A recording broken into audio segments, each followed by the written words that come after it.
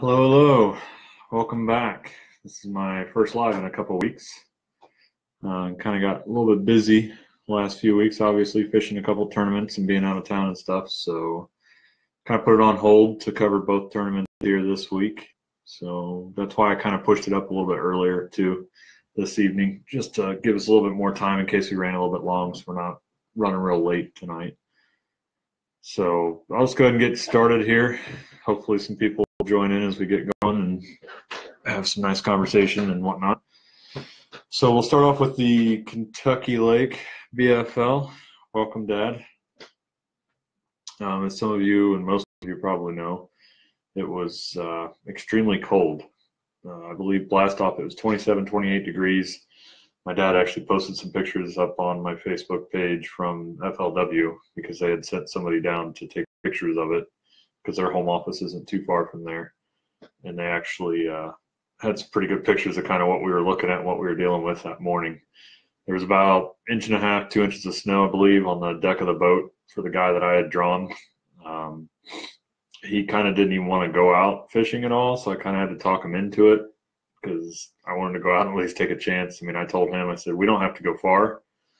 I don't care if we go, down the lake or whatever. I just want to get out there, at least have a chance at catching something. I'm all about safety and not worrying about falling in the lake and getting hypothermia and that kind of stuff, because he had had some surgery and didn't want to take a chance on, if something happened, not being able to take care of me or himself for that matter.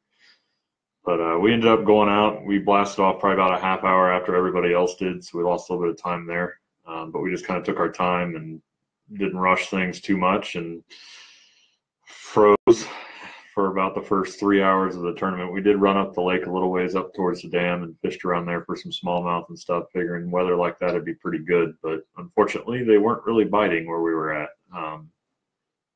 So we actually spent a good portion of our day up in the Kentucky Dam Marina area, back in that protected area there. They had a tournament there a week before, so we were kind of hoping maybe to get some retreads, so to speak, or catch some release fish, as some people call them. And that's kind of what ended up happening for me. We got way back in the back cut. It was about 2 foot deep, and I threw down lipless crankbait.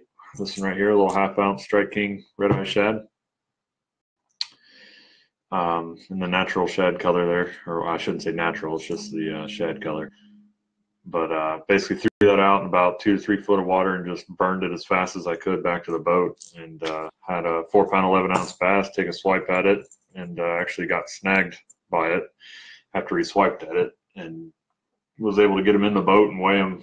It was the only thing that I caught, the only bass that I caught. I did catch about a 7-pound Asian carp down there using the same lure, which was kind of interesting. That at first I thought I had a gigantic bass on, but ended up being a carp once he kind of came up to the surface a little bit more, and just the way he was fighting didn't feel right anyway. So that was kind of interesting. So there's definitely an abundance of Asian carp in that lake, as most people know, and a lot of people attribute the poor fishing of that lake to the Asian carp population kind of getting out of control on there.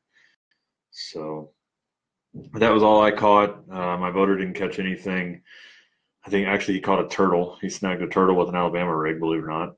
And I think that was the only thing that he actually caught all day. So it was pretty tough. I think I heard that there was only about 35 co-anglers that actually weighed fish.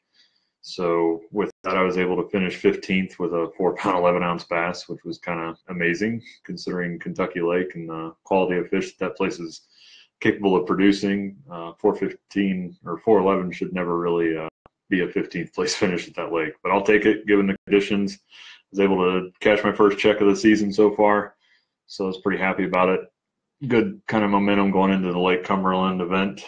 Some of the other baits that I was throwing at Kentucky Lake, as far as in practice, that I'd actually caught some on. This is a rattling 2.5 square bill by Strike King. Caught a couple little largemouth on a flat, actually up by the dam, but we didn't get to fish it during the tournament. Couldn't really talk my boater into going there. Caught a couple on that one. Got a couple swipes on the jerkbait, but with the conditions and the weather kind of what it was, I didn't really throw it too much. The only other thing that I did throw, and this isn't the same one, but as you guys have seen if you watched any of these other ones, was the Shell Buster. jig head with the structure bug on it. Now this is the one I threw at Lake Cumberland during practice and caught some fish on it. But I threw one of these at Kentucky Lake in practice with the Magnum Rage Bug and the Alabama Crawl Color, the one that I've been catching them on at Dale Hollow and stuff. And I actually did catch a couple decent smallmouth with it in practice, but couldn't replicate it come tournament day, unfortunately. Yeah, too bad the carp doesn't count. Yeah, right. It would have been a nice little addition. Probably would have got me a top 5 if I could have waited.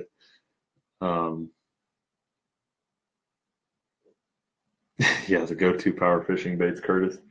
Yeah, kind of. I mean, as far as Cumberland, yes, I called them your favorite way to catch, but we'll get to that in a minute.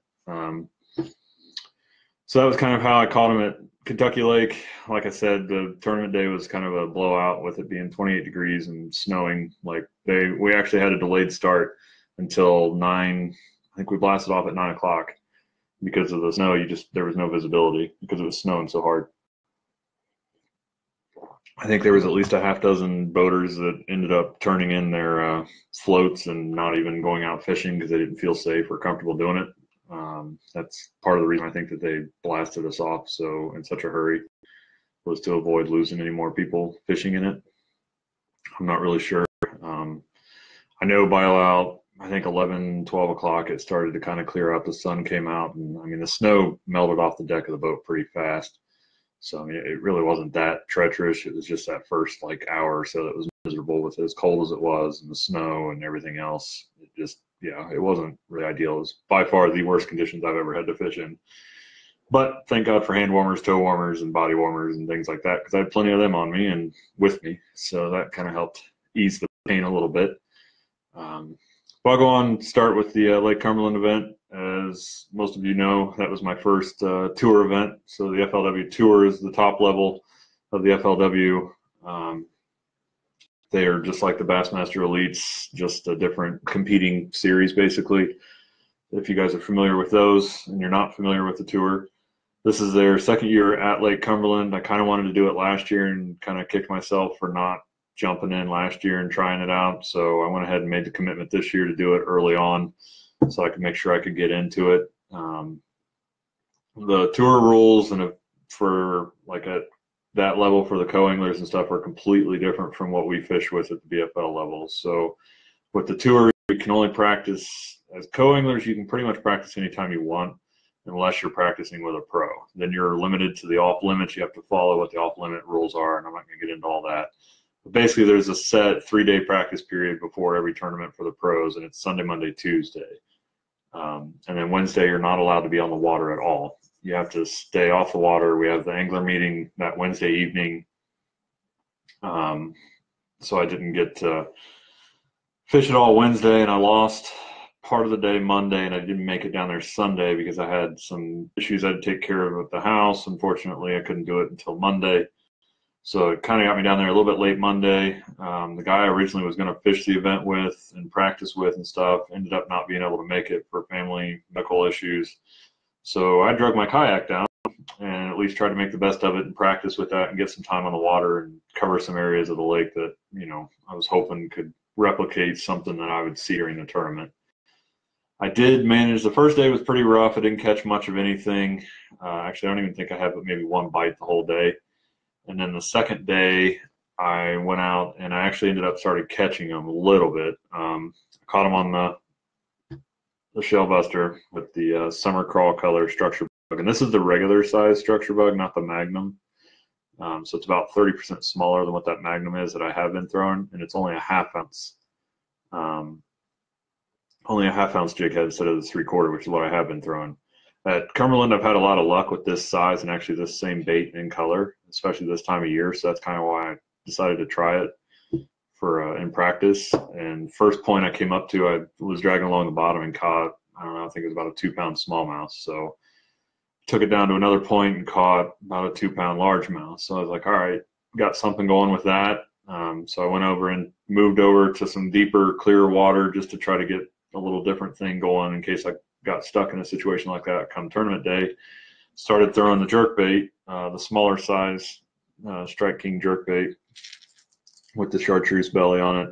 Ended up catching a couple Well, I caught one spot that was about 2 pounds, and I had another one that was probably pushing 3 pounds that got off about halfway of the boat. So I felt pretty good about it. Like I might have something going. I'd heard that they were hitting spinnerbaits really good. I tried throwing a couple different ones. Didn't really have any luck with it in practice, but didn't abandon the theory altogether. Just kind of kept one tied on come for the tournament day. So we'll get into the tournament stuff. So Thursday was the first day of the tournament. I drew Zell Roland. For those of you that don't know, he's a more senior member of the fishing community. He's been around for a long time, had some mixed successes and stuff, and has done pretty well for himself and been fishing professionally or at the professional level for a long time, probably 30, 40 years. He was a great guy to fish with, great guy to talk to and spend the day with all day on the water. Good guy to kind of just watch and observe how he fished and things like that. The bad part was because we were first flight, we were running a shorter day. So the way they do their flights is at the tour level, they do 9 flights because they have 180 plus boats. There's about 20 boats a flight. And every 15 minutes, a different flight takes off all the way up to 9. So we were first flight, boat number 10. No, Roland is actually out of Texas, Kyle. I forget where exactly, around the Houston area. I think like Lake Conroe, I think is what he considers his home lake there. But so we were the first flight, boat 10, and we kind of took off and we went smallmouth fishing for about the first hour and a half. Made about a 20-minute run up the lake. We were on the main channel fishing deeper water, kind of a bluff style wall, because he had caught some there in practice. But the problem was there's a lot of debris on Cumberland as normal this time of year, but the wind was kind of kicked up and then the boat traffic and all that, and it had kind of blown the debris into that bank that we were trying to fish. And then with all the boat traffic from 180 plus boats blowing by us going down towards the dam and stuff, it really muddied up the water, and I think it kind of hurt our bite. So we kind of pushed it and probably tried it a little bit longer than we needed to. Unfortunately, I tried throwing this little guy here. It's a Mega Bass flap slap crankbait. It runs about 8 foot deep, but they were kind of suspended on those walls, and this is pretty good size as far as like mimicking the shad and stuff that I did see when I was down there. So I thought I might be able to get something on that. He was throwing a swim bait, which a lot of guys that were catching smallmouth, including the winner of the event, Brian Thrift, were throwing smaller size 3.5-inch swim baits on little lightweight heads and lead heads and stuff like that. But he didn't get anything. I didn't get anything. So we decided to go ahead and make a run, start fishing for largemouth. And funny enough, it was up in Wolf Creek, which is the area of the lake that our cabin is at, and also where I'd practiced and spent a lot of time practicing. So all the fish that I caught were up in there. So once I found out we were going there, I felt pretty confident that maybe I could put something together. And unfortunately, just as we made the turn into the creek, the mouth of the creek off the main channel, we slammed a log at about 55 miles an hour that was buried just under the surface of the water that we couldn't see. And everything seemed to be okay. And then all of a sudden his overheat alarm started going off on his motor. So what had happened is part of the log had broke off and actually busted through the screen that protects the intake for the water to come into the motor to keep it cool. And because it was clogging that, obviously it wasn't cooling the engine down, so it started to overheat. Well, he tried backwashing it with the prop wash, kind of throwing it in reverse, and with the pressure from that prop and stuff, hoping to wash it out. Didn't work. You know, we took off, started overheating again. So then he lifted the motor up, and we found out, or we could see that there was a piece of wood stuck on it. So kind of kind of climbed out on the power poles and stuff and reached out there and pulled the chunk off. Did the same thing, tried to prop wash in case there was anything left in there. Didn't fix the problem after we started running. It started overheating again. So I think at that point we finally pulled over to the bank, actually lifted the motor up onto the bank. He got out of the boat and was trying to clean the pieces out of it. Realized how bad it actually was jammed in there. Dug some of it out, did the same thing, kind of went out and did the prop wash thing with it and didn't fix it. Started overheating again, so we went back to the bank. We ended up going to the bank about 3 different times trying to get this thing cleaned out. And the last time I actually got out of the boat with him and helped him kind of lift the motor up to try and figure out what the problem was. And I was I was digging my fingers in there. I was digging Allen wrenches in there, and we were doing everything we could to try to clean this thing out. We finally got it cleaned out after about an hour and a half of messing with it. And the bad part is that hour and a half kind of cost us the ability to get back into the more fertile, better fishing waters, because there's two big no-wake zones that go through Wolf Creek, one for Wolf Creek Marina and one for Alligator Dock 2, which is further back in the creek. So we made it through Wolf Creek. We went on back towards some of the largemouth water up in Dudley Creek, which is actually straight across from the area where our cabin is. I had actually fished in there during practice with the kayak and stuff, but there was already some boat company in there. There had already been quite a bit of pressure in there at that point, because obviously we had come in a little bit late, and it didn't really produce too well. We went all the way back in the very back of the creek. We were literally in the middle of woods. There was actually a deer stand that was sitting on a tree that was flooded by 4 foot of water. Tried pitching a jig, throwing some spinner baits and things like that. I think he actually had caught one. He had actually caught one, I believe, on the spinner bait, 1 or 2 on the spinner bait. I was pitching a jig around some bushes, and I actually ended up being able to catch a 2.5 pound smallmouth, which is my only catch, which is the weirdest thing ever, because I've never caught smallmouth that far back in that creek. And where it was at was definitely not smallmouth water, or what you would typically think of smallmouth water at that lake especially. So I was kind of hopeful that maybe I could scratch together a couple more. Never was able to reproduce and get another fish. I don't even think I had but maybe 1 or 2 more bites, but they just weren't eating it real good, or there were smaller fish and didn't end up being able to hook up with them. So we made the run back, obviously, and did the weigh in and all that stuff. I was the 4th one to weigh in. So felt pretty decent about it, because I felt like it was kind of tough conditions. Like, they weren't really biting too well, because he wasn't getting a lot of bites. I wasn't getting a lot of bites. And I held on, I believe, like the top 50 for probably the first half of the weigh-in. And then finally the afternoon guys started coming in the later flights, and that's when it really kind of fell apart. At that point, they started weighing some bigger bags, and I went from about 50th, 40th place all the way down to, I think it was 111th after the first day. So I knew I had a big hill to climb. In my head, I'm thinking 8 to 10 pounds would probably get close to being top 73, which is 73rd was the cutoff for was the last check. So I thought I could have a good chance if I had a good draw and we were in some good water. I just need to catch them, probably end up with a full limit if I wanted to have a chance. So second day I ended up drawing Terry Bolton. If you guys aren't familiar with him, he's another one of those veteran guys that's been around for a long time. He's had a lot of success. He does a lot of instructional videos and stuff like that with Wired to Fish and some other websites. He's been a long time representative of some companies as far as sponsors and things like that. Just a great guy to fish with, great guy to talk to, again, just like Zell was. Didn't have a bad experience with either one of them. Terry actually really shared the water a lot better than even I thought that he would, considering he had a lot to fish for. He was kind of on that edge to where he could possibly make the cut for Saturday and get a pretty good check. So he had a lot to fish for and a lot of reason to catch everything he could catch. So we ended up making the same run, all the way up into Wolf Creek again, but this time we went further back into it, like all the way towards the back of it. Somewhere that he had caught a limit in about 45 minutes the day before and left it alone after he caught the limit and didn't fish it the rest of the day. So felt pretty good that it was pretty good water, a lot of fish and things to be caught, and went up in there, and basically he said, we're going to be throwing a spinnerbait and we'll be shallow all day fishing for largemouth. So I was pretty excited about it. I like throwing a spinnerbait. Curtis, I know you're a huge fan of throwing a spinnerbait, so you would have been extremely jealous, because that's pretty much all I did all day was throw a spinnerbait. I did try pitching a jig. I had 2 different jigs that I was using. I had this one here, which is a DNL tackle jig that I had to kind of scramble and buy, because I broke off the one that I was using the day of the tournament, the first day of the tournament. And it was a Strike King Hack Attack fluorocarbon jig.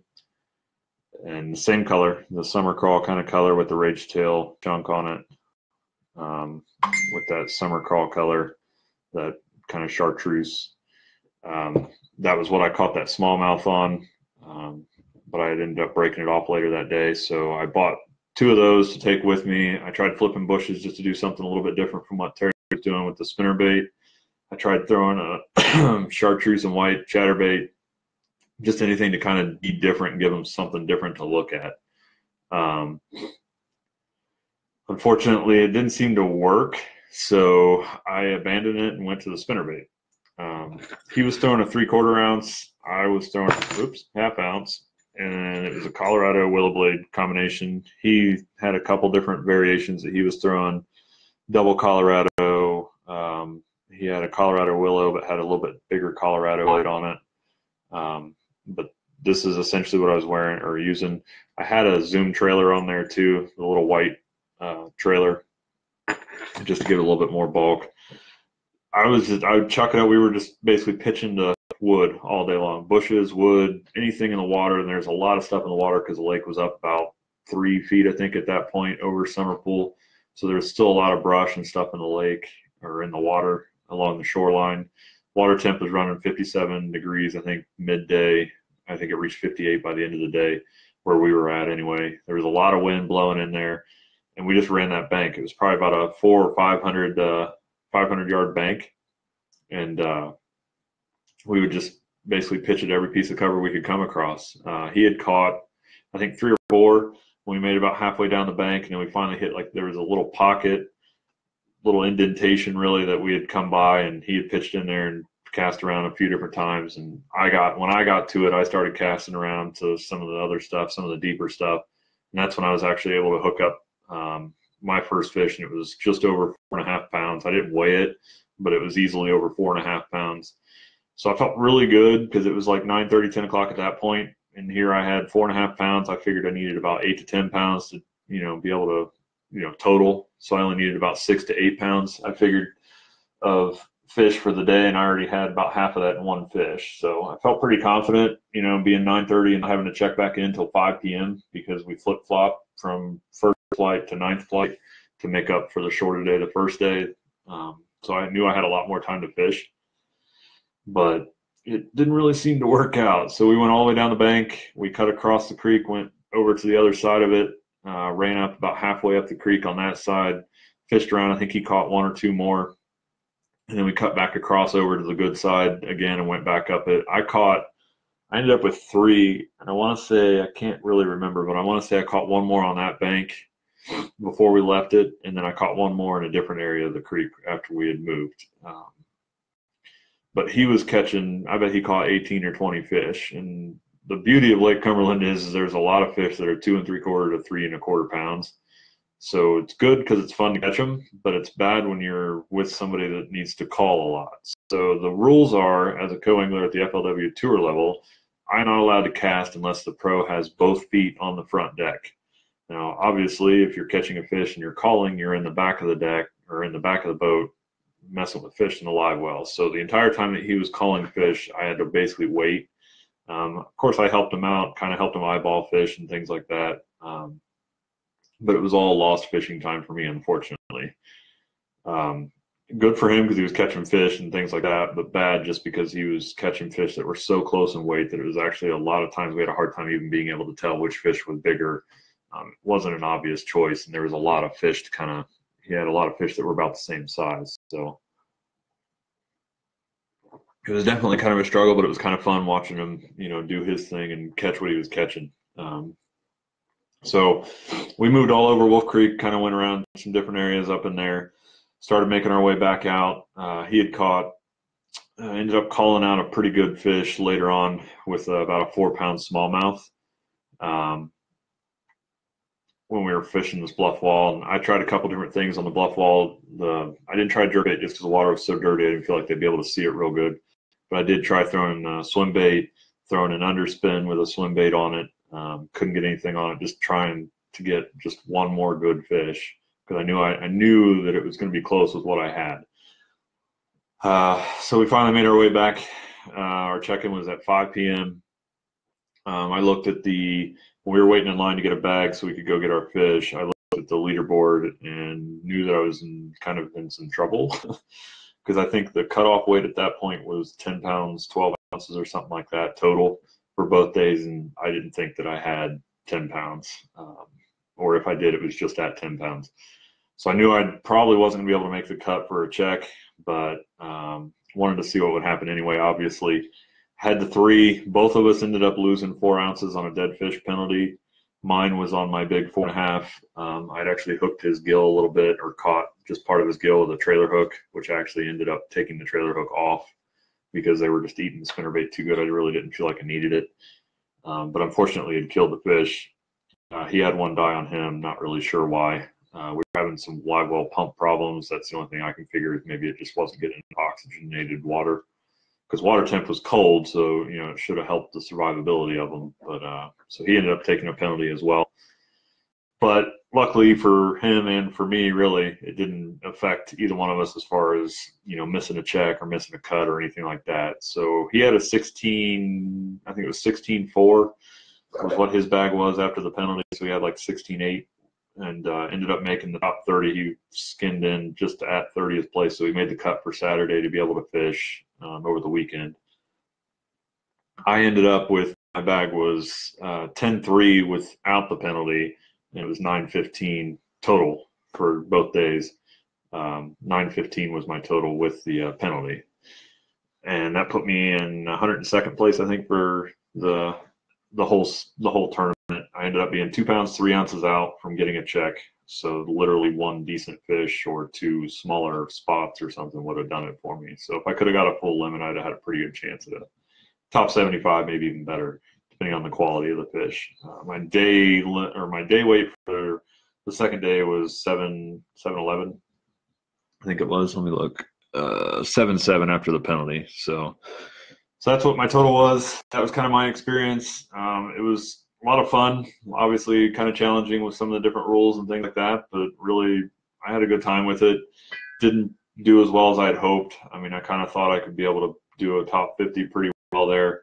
I think the first day is kind of what really hurt me, losing that hour and a half of fishing time, just because as I found out the second day, I mean, the quality of the water back there was a lot better than even I thought it was.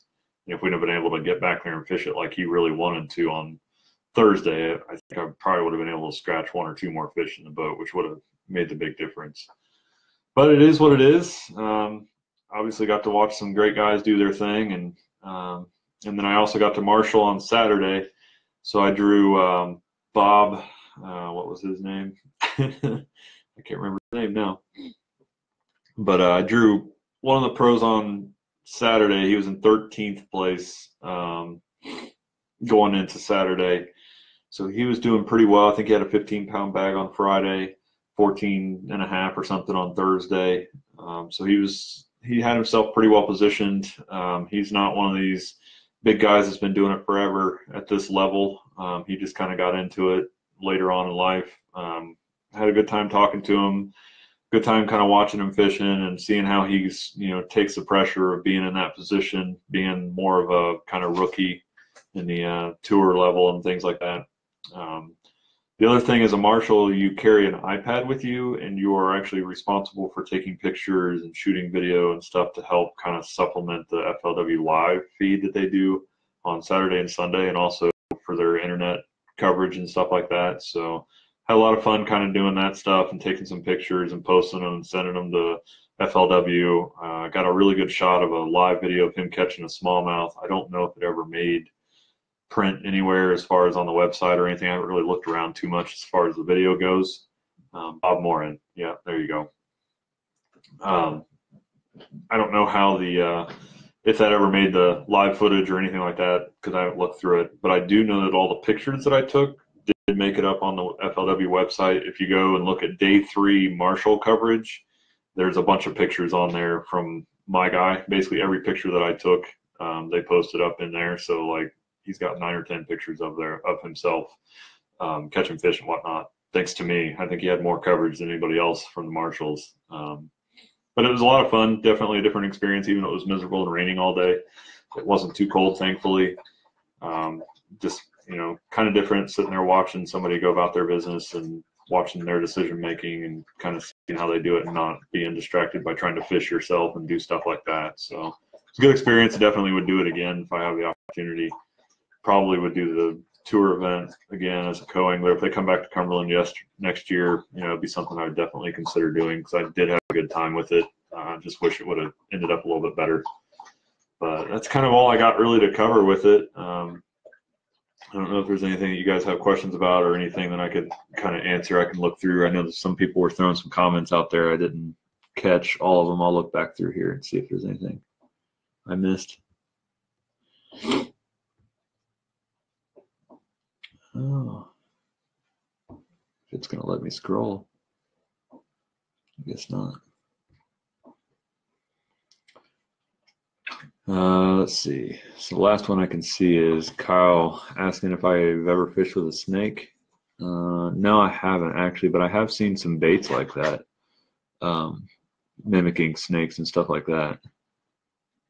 A 9-pound and a 5.5 pounds using. Wow, that's a pretty good sized snake there, or a largemouth for sure. No, I've never tried anything like that. I did have a brush hog on. I tried kind of tossing into some bushes. That's the only thing. If I had one thing that I wish I would have done more of, it would have probably been on the second day, maybe trying to throw that brush hog in some of the bushes, especially when that sun got up a little bit later. To sign up for a co-angler spot, Curtis, the only thing you need to do is get a competitor's membership, which I believe is $59 through the FLW, which actually makes you eligible to fish any event as a co-angler or anything like that. Otherwise, basically, you just go in once they become available. It depends on what you're doing. If you're doing like BFLs, they open up the registration. They have all the information posted, but they start opening up information for that around, what is it, November, like the middle of November, I think it is, or early December is when they start opening registration up for all that stuff. So you can do, so you can sign up there. Now the FLW events are a little bit different because they have a different kind of eligibility period to sign up for them, but it's a lot easier to get in because they seem to have problems getting enough co-anglers to kind of sign up. 2 weeks before the event, they were still saying that there was, or a week before, I think they still had 5 spots open for the Cumberland tournament. So those, I don't think I could register. When I registered for it, I don't think I could do it until, I believe it was after December 8th. It was when the registration opened up for that, for Lake Cumberland. But that's all you need. I mean, there's just a competitor's membership, basically pay your money and you sign up. And they do it to where you can pay with the tour events because they cost $800 as a co-angler. You can pay like $300 up front and then pay the $500 come whenever the cutoff period is for that particular tournament that the money is due. So if you don't want to pay everything all at once, you can just pay part of it and then just pay the rest of it as you get closer to the event or whatever. And then the BFLs, basically, I just pay the whole thing because they're a little bit cheaper. I think they're $125, if I remember correctly, per event. So they're a little bit cheaper, but you just sign up for whatever you want. With the BFLs, a little bit harder to get into. So if you can find somebody to link with, as far as a boater or something, that's usually a good way to kind of guarantee that you get in for you and the boater so that he doesn't have to flip-flop over as a co-angler in case there isn't enough co-anglers. So that's kind of a good partnership there. Plus you get somebody to practice with, which is always nice. Or at least usually you get somebody to practice with. There are some people that will link with you, but they don't really want to fish with you or whatever, but they'll just link to give you the guaranteed in. They kind of do priority entry. So for the BFLs, it's whoever enters first, whoever enters all of them are the people that get the priority entry. And then everybody that's left is kind of brought in after that. So I've only seen it a handful of times where guys didn't make it in, and usually it's like 1 or 2 guys, maybe 3. I think the most I've ever seen is 4 or 5 that didn't make it into a tournament because there wasn't enough boaters. But it probably depends on what division you fish too, because you fish something like the Buckeye division, and it's I think they do like 110 to 85 boats per tournament, whereas most of the mountain divisions are 140 to 110. So it makes a difference. You don't have to sign up for everything all at once, but because of the priority entry, it's kind of a good idea. As far as if you're doing the BFL level. When I did my first one ever, I did 2. The first year I did 2 events, but I still made it in, and I paid for them early on in the year.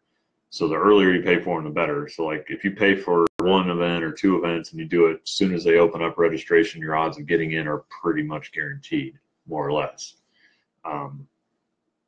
so you don't have to do all the events. But if you do all the events of a particular division, which is 5 events, then you get priority entry into all of them because you've already paid for all 5 of them. So they want those guys to make, give them a better opportunity to be able to fish everything. I actually just got my confirmation emails for the last 3 events of the mountain division. Actually, they just dropped all 3 emails to me at once, so I got confirmed in for all of them. But I have a link for them, so it really doesn't matter. But once you get confirmed, it's kind of nice to know that way you don't have to worry about it anymore. But I've not had an issue. But I don't wait till the last minute either. I think the latest I ever registered for a tournament was February, but I've never missed one because I was too far down the list or whatever.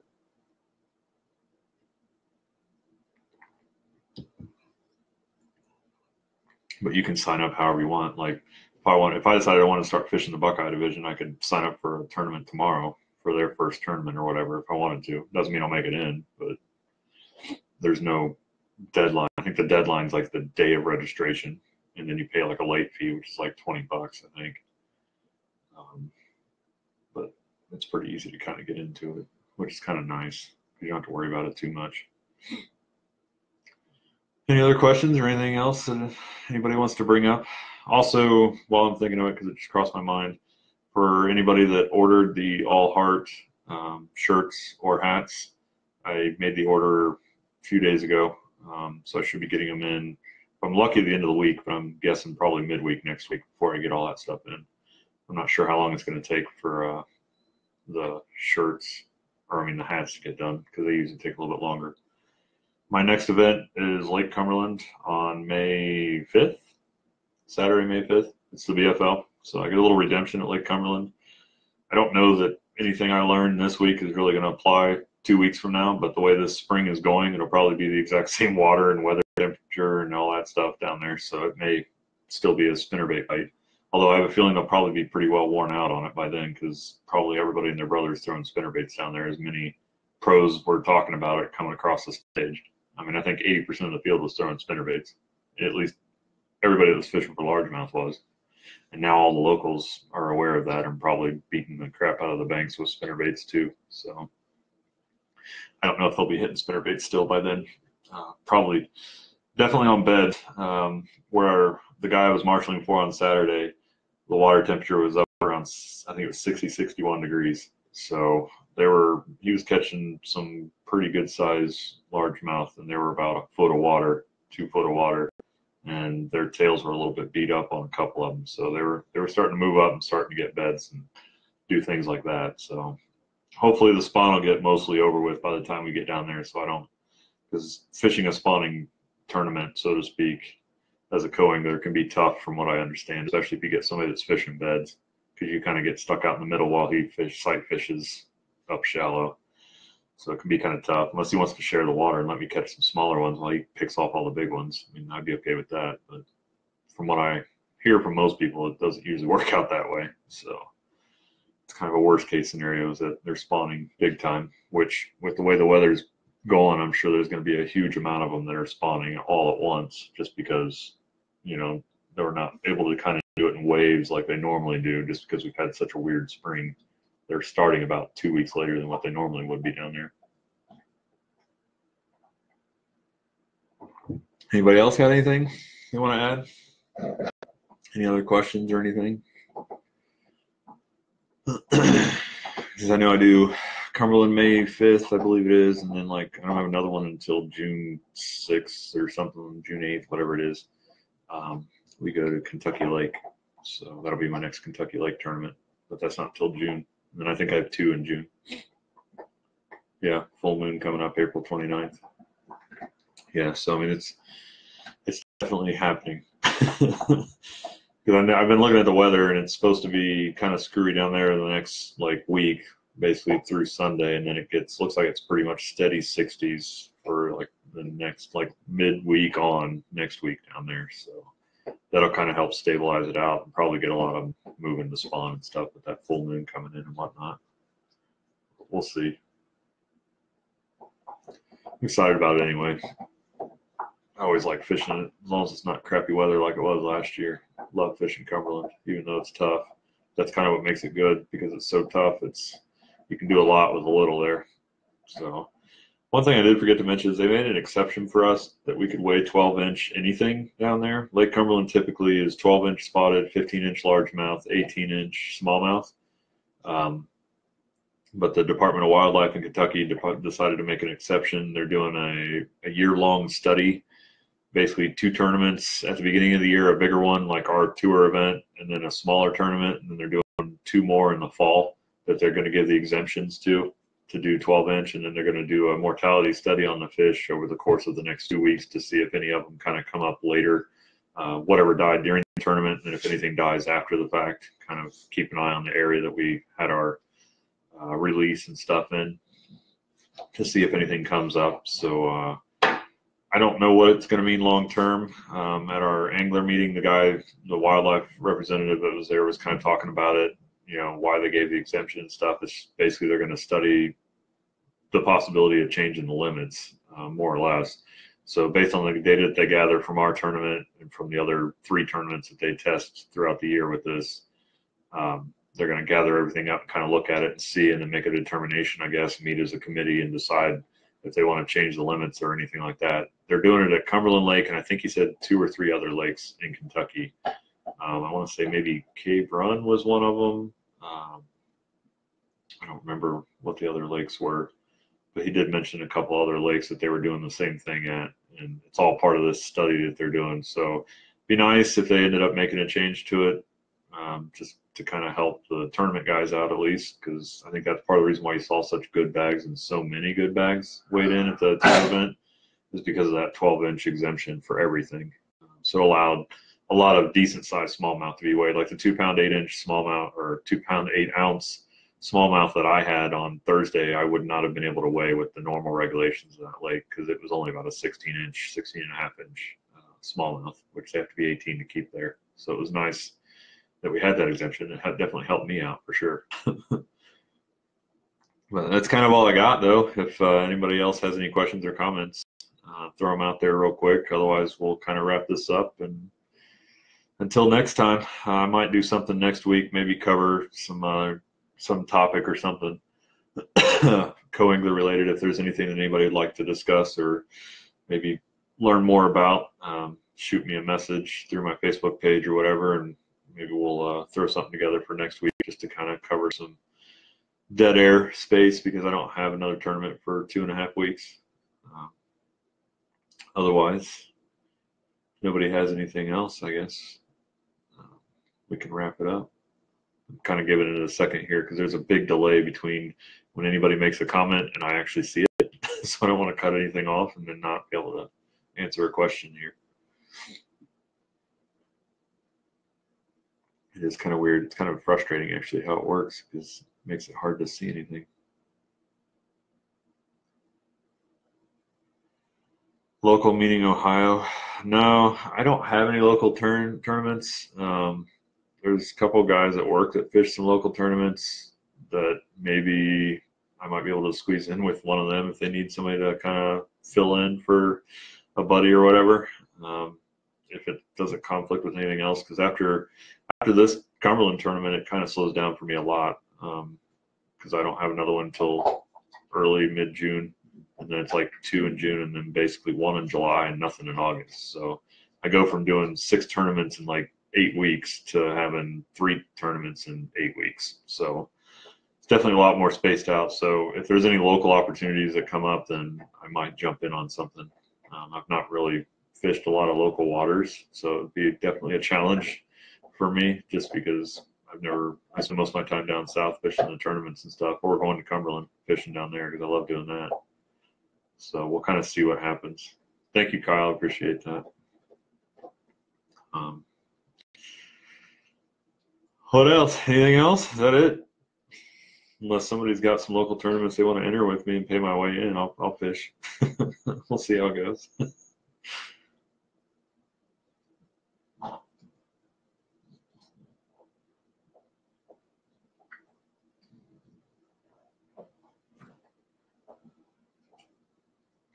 I guess that's it. Kind of wrap it up here.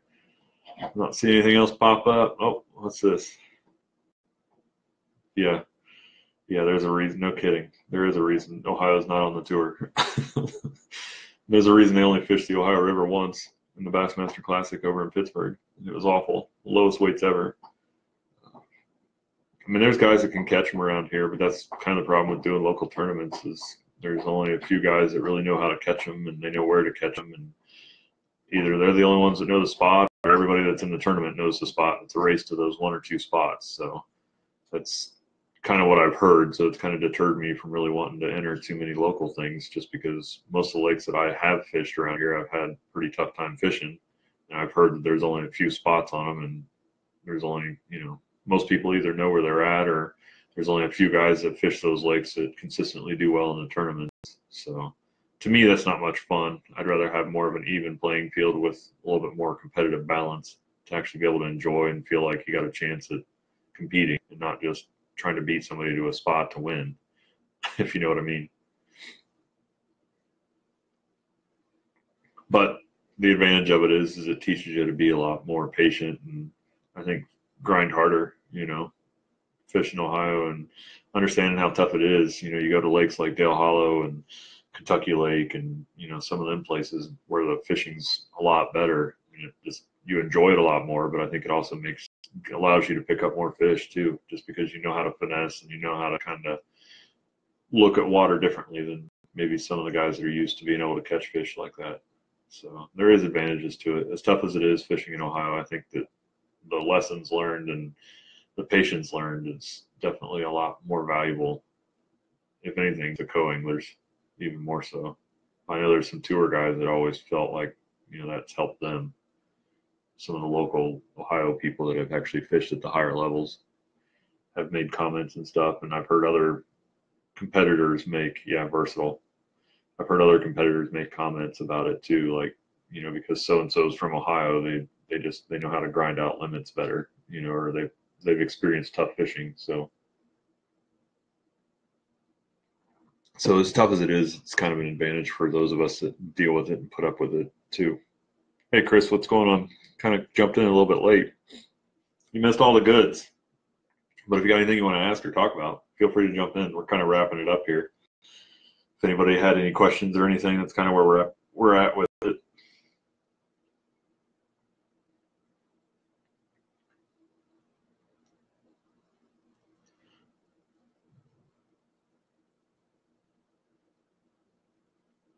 Yeah, I'll probably be making an investment in some bigger spinner baits and definitely more Colorado blade style. I don't have very many. I have like the Colorado Willow style. It seems that was kind of a hole in my arsenal this last week. Although it probably wouldn't have done much good to follow right behind Terry Bolt doing the exact same thing. But I felt good about the spinnerbait choice that I did have because it was just different enough and I was fishing it just a little bit different than he was. So I felt like it gave me a better opportunity to catch fish for sure. But I also recognize the importance of having some of the Colorado stuff. It's just one of those that I'm not real confident in throwing. I feel like it's just too big, too thumpy. He was catching them on double and single, but his big smallmouth and his bigger fish that he caught was on a double gold Colorado. I guess he actually made a post on Instagram not too long ago with one of the pictures from Friday, actually after our day of fishing that he had taken after the weigh-in of a couple of his fish. And I guess he uses Accent spinnerbaits is the brand or whatever that he uses. I don't know. I'm not familiar with them, but they look a lot like Booyah spinnerbaits, and some of them kind of look like War Eagle too. So, but they were white. He had one that was kind of like almost like the coleslaw, if you've ever seen it color. It's got like the white with the green and a little bit of red. That was a double Colorado, and then he had one that was all white. That was the double gold Colorado that he caught the spinnerbait or the spinnerbait caught the smallmouth on, because he caught two or three smallmouth towards the end of the day on that one, and then he ended up breaking it. He was kind of custom building spinnerbaits while we were fishing too, so that kind of was a little bit frustrating a little bit too, just because lost a little bit of time doing that. But he apologized for it. I mean, like I said, he was really nice, really gracious, and shared water. If he got a bite and missed it or something, he would, hey, throw in there at that log or that bush, and I got a bite there. So it was nice. You know, I can't complain at all with my experience fishing with either one of those guys. Some of the horror stories that I'd always heard about fishing, like the tour and elite level kind of events, you know, with how guys kind of front boat you or treat you and stuff, like I didn't experience any of that. So that was my biggest kind of worry going into the whole thing. And to have it work out the way it did was pretty good experience overall. I was pretty happy with it. But yeah, it was double Colorado. We don't really sell anything like that at our store either, Mike, just in case you're curious, because I looked today. There was a couple, but they were lighter weight, like 5/16, I think is what it was. It was a War Eagle spinnerbait. We have the single Colorado, but not any of the doubles. So that's it. Any other questions or any other comments, concerns, questions, comments, concerns, questions, comments, concerns? I think we're about windowed down. We only got 4 people left.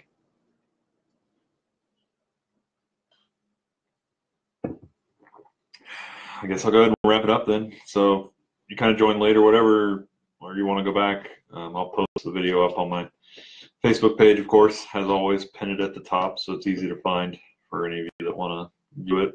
Kind of went over some of the baits and stuff that I fished and conditions and things like that at Kentucky Lake and also Cumberland Lake and stuff like that. So if you guys want to go back over that and look over it. No, it's not a big enough coffee. As a matter of fact, Tara, it could always be bigger, a lot bigger, but it's decaf anyway. Some of us have to go to bed at some point. But this is my little Bass Pro mug. I love it because I can fit like 2 cups of coffee in this thing. Makes it nice. But anyway, have a good night, guys. Thanks for joining. Thanks for participating, asking questions and talking and stuff. Like I said, I probably do one next week. I'll let you guys know. I'll post an event and stuff to make it easy to find. Just keep your eye out for it. If you have anything or come across anything question-wise, feel free to shoot me a message on the Facebook page, and I'll put something together. Maybe we'll do a little hour-long co-angler kind of talk next week or something. So thanks again, and we'll see you soon.